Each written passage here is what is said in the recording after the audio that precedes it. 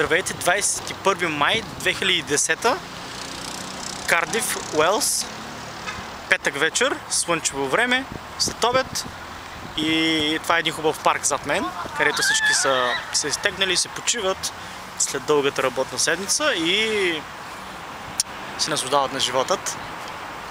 Вече една хубава един огромен парк зад мене и сега ще ви покажа точно как изглежда. Окей?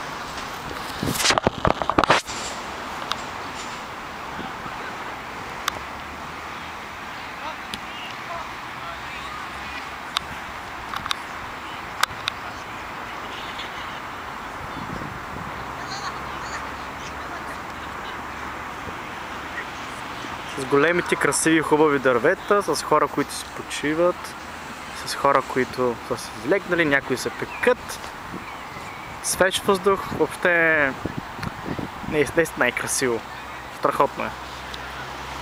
Някои играят футбол, някои се разходят с кучетата си и въобще